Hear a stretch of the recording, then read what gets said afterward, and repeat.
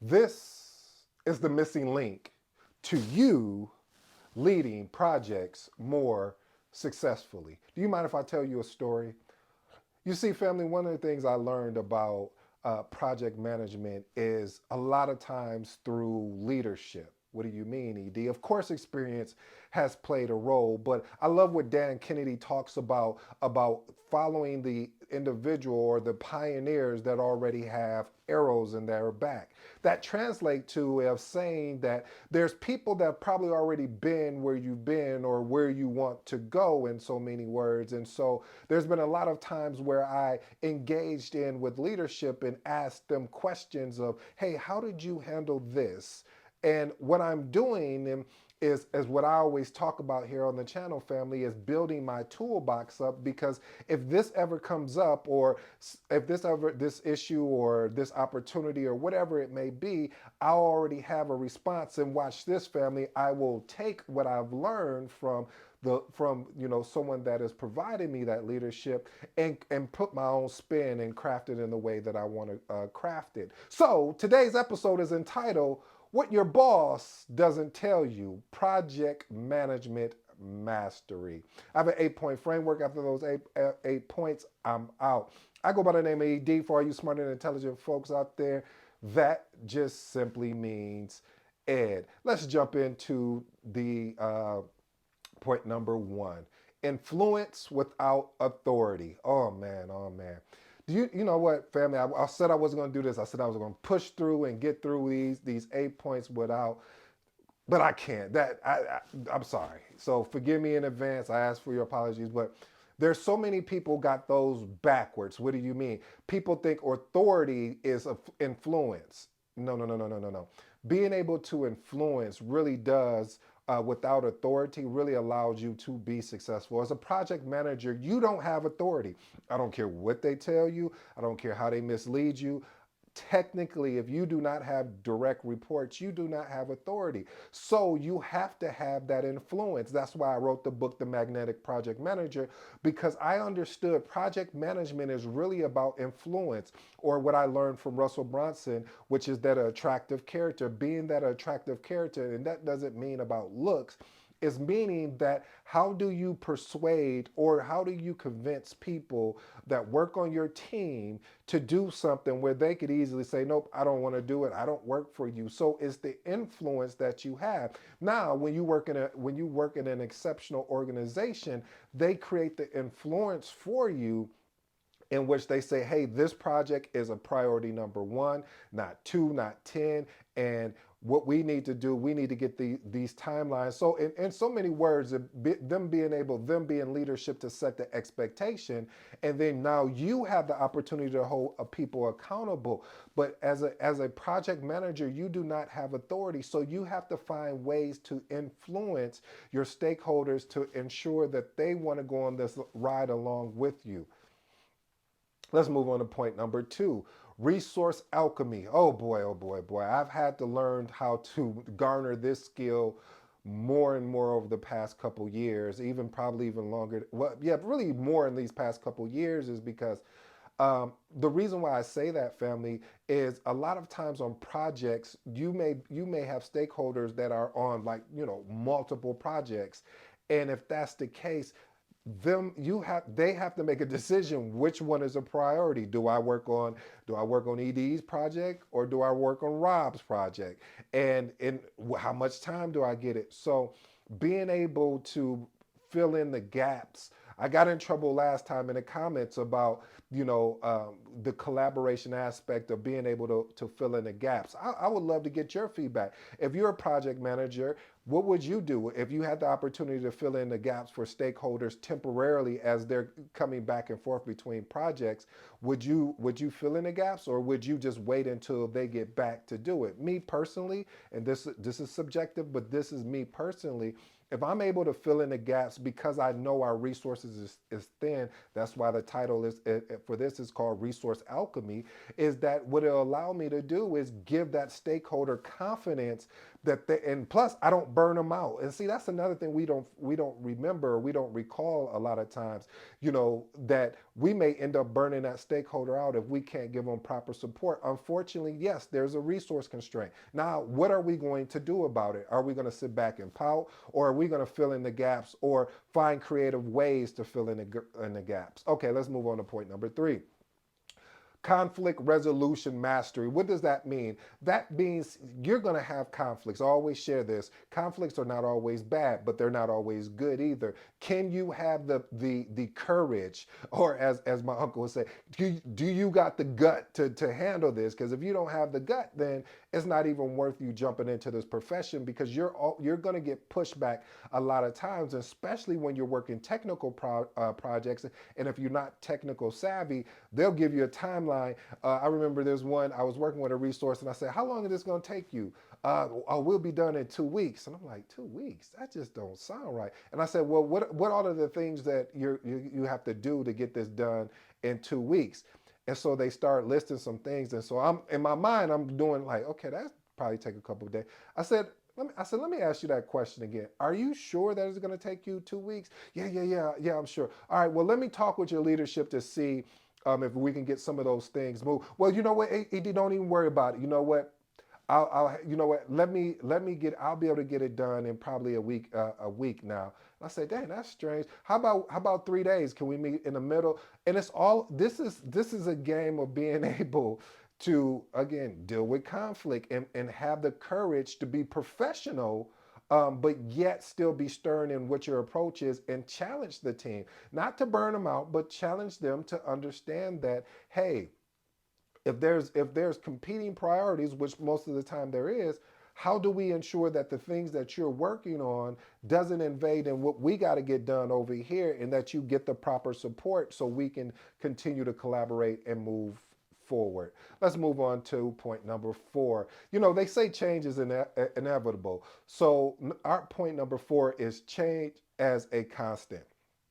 Listen, family, if you get into this thing that I love, that I hope that you fall in love with, called project management, change will continually happen. Now, a lot of people get it twisted, get it misconstrued that, oh, if I'm running a predictive project, basically a waterfall, or even a SDLC, a software development life cycle type project, oh, there's not a lot of change because you got step by, but honestly, there is. What happens if you get ready to implement the thing and then you find out, ooh, the code is bad? So now we got to go back to, we got to change the code, but with us changing the code, we got to go through a documentation process in which allow us to ensure that we don't make that mistake again. Plus, we got to go through the change board because now our timelines are affected. So we may need to rebase the project schedule, and we may even need to rebase, we may even look at the scope as well. So there's so many moving pieces, and with that's the case, change is going to happen. And if you don't like change, if you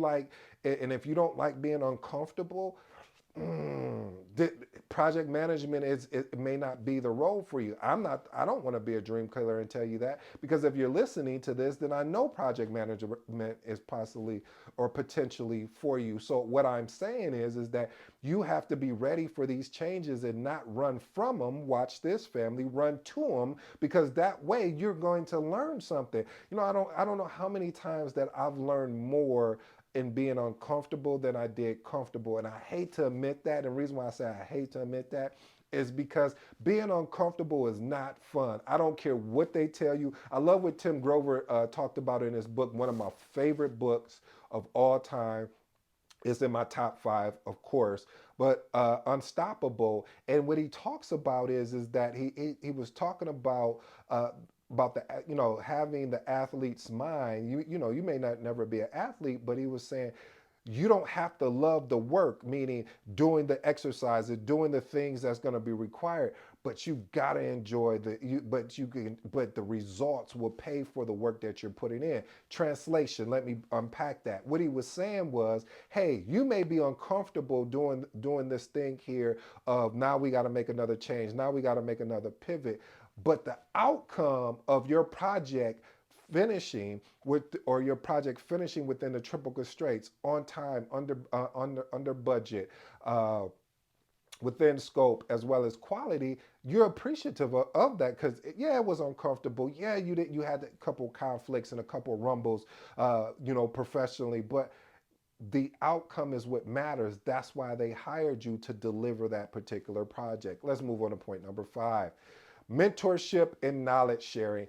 I wish project managers would do more of this. And I used to enjoy, there was an organization I worked for that we would get together like on a quarterly basis, or even, and once they seen value, we were getting together on a monthly basis. And basically how it would work, it wasn't the standard, okay, we're having a PMO meeting and we're going to throw a whole bunch of things. No, it wasn't that. It was, hey, we want to hear from the project manager. So, hey, let's talk. And sometimes the project managers would get together and run their own deal, because it was like we wanted to talk about things that were actually working, not theories, not things that we think. No, things that were actually happening and working on our project.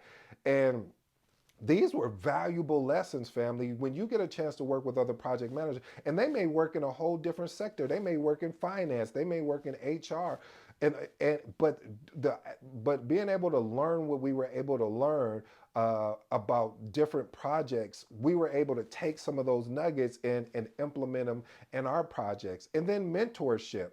Mentorship is key. I don't care if somebody say, "Oh, you don't need no mentor."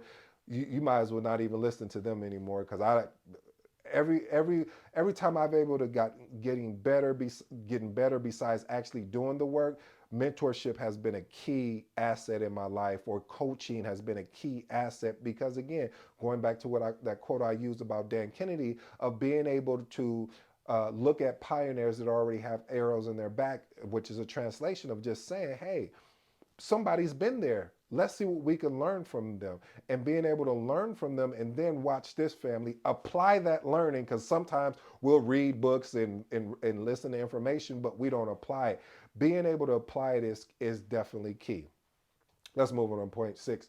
Risk fortitude. What is risk fortitude? Listen, there's one thing when you read about the risk in project management, or I should say the PMBOK guide, and it's like, oh, okay, risk management, let's put a nice little cute risk management plan together, and then we'll identify the risk, and after we identify the risk, and then you realize, hmm, okay, the structure is right, what I just named, but uh, we got to go live. Do we want to take this risk, or are the team risk averse? Hey, man. Hey, leadership. This is what the risk is.